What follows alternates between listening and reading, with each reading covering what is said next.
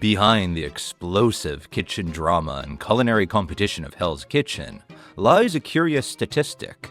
An unusual number of contestants have criminal records. Some acquired them before appearing on the show, others after their 15 minutes of fame faded. Is this mere coincidence?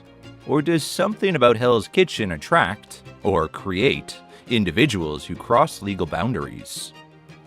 For some contestants, legal troubles interfered with their Hell's Kitchen success before their careers could even launch. One of the most high-profile cases involved Ja'Nel Witt, the season 11 winner, who was slated to become head chef at Gordon Ramsay's Pub and Grill in Caesar's Palace. Despite winning the competition and the $250,000 prize, Witt never assumed the position she earned. Initially, she attributed her withdrawal to personal matters, tweeting, "Due to personal matters, I will not be joining the team in Las Vegas, but I wish them continued success."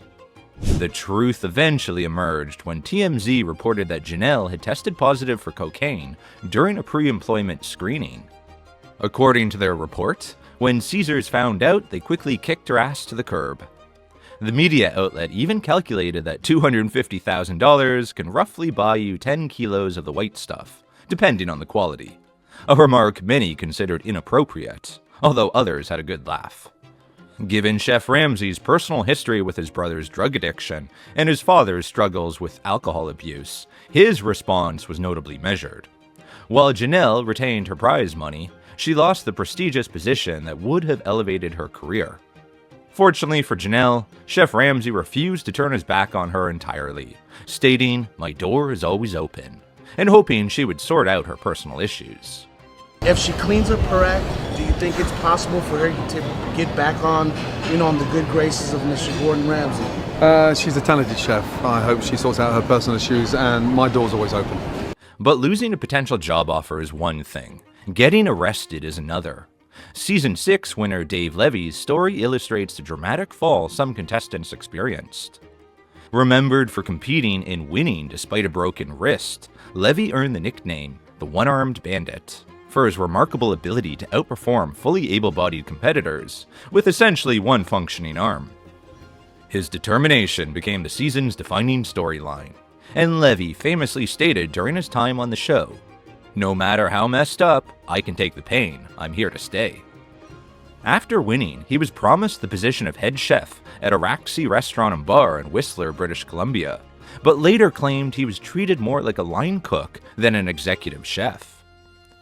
Life after Hell's Kitchen took a dark turn for Levey on a seemingly ordinary evening in August 2014. What began as a simple traffic violation, a missed turn signal in Menham Township, New Jersey, quickly escalated when officers approached the vehicle. Dave, who was in the passenger seat, caught the officer's attention. The chef's glazed expression and slow responses raised immediate concerns. As the officers searched the vehicle, the story of Levey's descent became painfully clear. Heroin, needles, prescription medications scattered throughout. A handwritten ledger detailed what appeared to be drug transactions, while a mirror dusted with white powder and over $4,000 in cash painted a picture far removed from his culinary triumph.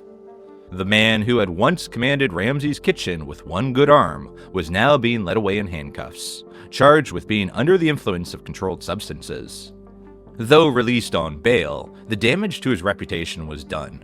The One-Armed Bandit had finally lost at a much more dangerous game.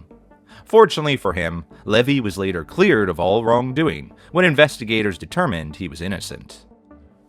Season 2 contestant Sara Horwitz, who finished in 4th place, found herself facing legal trouble in April 2013. What began as a simple accident, a dropped cooler spilling food throughout the car, quickly spiraled into something much darker. The tension between Horwitz and her boyfriend, El Paso TV weatherman Mark Mathis, escalated from frustrated words to physical confrontation. As their argument intensified in the confined space of the vehicle, Horwitz allegedly lost control, striking and kicking Mathis with enough force to break his glasses and leave visible scratches across his face. The local celebrity weatherman, who normally predicted storms, found himself caught in one of a different kind. By the next morning, Sara, who was known for not just her time on Hell's Kitchen, but also as Justin Bieber's private chef, had traded her chef's whites for a booking photo, charged with assault and family violence. Her journey from Hell's Kitchen finalist to defendant in a misdemeanor case painted a troubling picture of how quickly personal relationships can unravel, perhaps intensified by the pressure cooker post-reality show readjustment to normal life. Season 5 winner Danny Veltri also encountered legal problems after his time on Hell's Kitchen. Danny won Season 5 of Hell's Kitchen on May 14, 2009, taking home $250,000 and supposedly a head chef position at Fornaletto at Borgata Hotel, Casino and Spa. At just 23 years old, when he entered the competition, many competitors underestimated him despite his arrogant attitude and impressive culinary skills. After winning, Danny relocated to Atlantic City, New Jersey, to work at Fornaletto at the Borgata. However, instead of becoming head chef as promised, he was made sous chef, which led to his disappointment and departure after just a few months. He then returned to Florida, where he assisted with opening Gnarly Surf Bar and Grill, serving as general manager. The promising chef's fall from grace played out at a Florida gas station in the early morning hours of 2012. As the night stretched toward dawn around 4:15 a.m., alarmed customers at a local gas station placed a call to police about an obviously impaired driver causing a disturbance. When officers arrived, they found Danny unsteady on his feet near a 2005 Dodge Neon. The chef, who had once executed perfect dishes under Gordon Ramsay's withering gaze, now struggled to maintain his composure under the watchful eyes of law enforcement. The breathalyzer told the story that Danny couldn't articulate clearly, registering 0.12, a reading that significantly exceeded the legal limit of 0.08. After being processed at the local police station, Danny posted the $500 bail and walked free, but with another stain on his post-competition record. His story adds to the troubling pattern of culinary talent derailed by personal struggles after their moment in the spotlight. Heading back all the way to the first season of Hell's Kitchen USA, we find perhaps the most heartbreaking story of all. Michael Wray, the very first winner crowned in 2005 at age 27, experienced a dramatic downfall that few could have predicted on his night of triumph. In a pivotal decision that would alter the trajectory of his life, Michael declined the opportunity to work directly with Gordon Ramsay due to personal struggles that would later escalate dramatically. While not formally arrested in the traditional sense, Michael's addiction eventually drove him to desperate measures. At his lowest point, he broke into a pharmacy to satisfy his growing need for drugs. Later, burdened by guilt and seeking redemption, Michael turned himself into police for the crime. Michael said, "I felt I had to answer for my crime and make it right." He served a month in jail where, in a bittersweet irony, his culinary talents earned him a position helping in the prison kitchen, a far cry from the prestigious restaurants where his career was meant to flourish. His battle with addiction stands as a sobering reminder of the personal demons that can haunt contestants, regardless of their success on the show. If viewers want to learn more about Michael Wray's complete story, they can check out my in-depth Where Are They Now video covering all the Hell's Kitchen winners. For Season 2 contestant Garrett Tell, trouble with the law came as a surprisingly stubborn offense. According to reliable sources tracking post-show careers, Tell was arrested multiple times between 2012 and 2016, all for the exact same violation: driving without a license. While most chefs struggle to master the 5 mother sauces, Garrett apparently couldn't master the DMV. The arrest followed a consistent and almost comically predictable pattern. First arrest in 2012 for driving without a license. Second arrest was the following year in 2013 for driving without a license. Then he was arrested twice in 2016 for, get this, driving without a license. For a man who can navigate the intense pressure of Gordon Ramsay's kitchen, the simple act of obtaining a driver's license proved mysteriously elusive. Perhaps after preparing meals under Ramsay's watchful eye, waiting at the DMV seemed like too little excitement.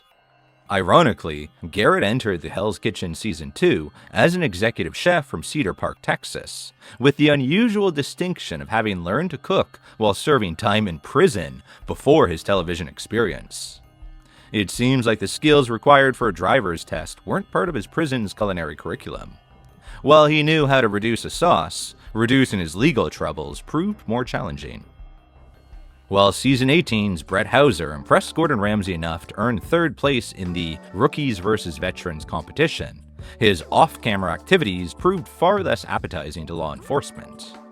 In November 2018, as viewers watched his culinary triumphs unfold on television, Palm Beach County officials were discovering Hauser's gray backpack in a suburban beach home. The backpack contained a chef's collection of a different sort: cannabis, THC-infused cookies, nerd rope, and gummy bears, all labeled with precise THC measurements. Perhaps most telling were the Chef Brett business cards and a copy of Palm Beach Cannabis magazine featuring an article about Hauser himself. The 36-year-old Fort Lauderdale resident readily admitted ownership of the items. "I'm a cannabis user, and everyone knows it. I am far from a drug trafficker," Hauser told the Palm Beach Post after the total weight of THC products, exceeding 2.2 pounds, elevated the charge to a felony. The chef, who had earlier withdrawn from Season 14 due to a slipped disc, now faced a different kind of pain. After a brief and unremarkable run on Hell's Kitchen Season 4, Ben Kaler quickly returned to his roots. The Charlotte electrician placed 9th in the competition, eliminated after persistent kitchen struggles and what viewers saw as a frustrating unwillingness to own his own mistakes. Unlike contestants who pursued culinary careers after their televised experience, Ben resumed work at his family's electrical business, Source Energy Solutions, Inc. For 11 years, he maintained a low profile, until January 2019, when his name appeared in local news for troubling reasons. Charlotte authorities arrested Ben for assault on a female, with local station WCCB sharing his mugshot. Though public records reveal little about the incident's specifics or resolution, his arrest added another name to the curious pattern of former Hell's Kitchen contestants facing legal troubles after their 15 minutes of fame had faded. In the competitive heat of Hell's Kitchen Season 9, Jonathan Plumlee carved out a modest legacy. The chef, who placed 10th in the 2011 season, may not have claimed victory, but he won over viewers with his humor and solid cooking, save for an ill-fated signature dish and the final service that sent him packing. The spotlight found Plumlee again in 2017, though not in a way he would have welcomed. Charged with domestic abuse battery, his name appeared in police reports rather than restaurant reviews. The specifics of the incident remain murky in public records, but it was another unexpected twist in a life already shaped by television's unpredictable influence. What makes Jonathan's story particularly sad came in February 2022, when he suffered a fatal heart attack at just 45 years old. He left behind 4 kids and 7 grandchildren. From the kitchen to the courtroom, Ralph Pagano's journey exemplifies the dramatic twists that life after Hell's Kitchen can take. The New Jersey native, who claimed runner-up status in the show's inaugural 2005 season, initially channeled his television exposure into impressive culinary success. Unlike many contestants who fade from public view, Ralph built a thriving restaurant empire under his Naked brand, including popular establishments Naked Taco, Naked Lunch, and Naked Crab across Florida. His greatest test, however, came not from any culinary competition, but from a catastrophic kitchen explosion in 2017. While opening a new Naked Taco location in the Bahamas, Pagano heroically pushed an employee to safety when gas burners exploded, suffering 2nd and 3rd-degree burns over 40% of his body. My hair was on fire, my shirts were on fire, my pants were on fire. I thought I was gonna die. He was working on the opening of a new restaurant at a resort in Bimini, and when he went to turn on the gas, he was caught in an explosion. My hair was on fire, my shirts were on fire, my pants were on fire. His body now covered in 3rd-degree burns and facing months of rehab. During his 50-day hospital recovery, Pagano experienced what he described as a profound personal transformation. "I've taken this explosion as a rejuvenation of my life," he told interviewers, crediting the near-death experience with making him a better parent and husband. "I'm now aware of how fragile life is." He even became an advocate for National Burn Awareness Week, expressing his gratitude to the generosity of the donors for the tissue he received to treat his burns. Ralph would go on to make a recovery, and the entire incident didn't seem to slow him down at all, as he continued to open more locations of his Naked Taco restaurant chain. Like the Cowardly Lion said, courage. What is courage? Some would say courage is being fearless, without fear. Oh no, my friend. That's not what courage is. Courage is actually being afraid, having fear, being scared, and in spite of that, channeling your power and your energy to walk through that fear to the other side. Yet this redemptive narrative crumbled on March 3rd, 2023, when Ralph's Tesla cut off another vehicle on Boca Raton's Jog Road. What began as a typical traffic encounter, honking, shouting, an obscene gesture, escalated horrifically when Ralph allegedly approached the other vehicle with a baseball bat, threatening, "I'll kill you," while thrusting the weapon through an open window. Most disturbing was the presence of the driver's 10-year-old daughter in the passenger seat, who witnesses reported was nearly struck by the bats. Despite initially denying the allegations when questioned by detectives in April, Ralph was arrested in October 2023 on aggravated assault charges. The chef who once survived flames now faced a different kind of heat, the harsh spotlight of a criminal justice system where his celebrity status offered no protection.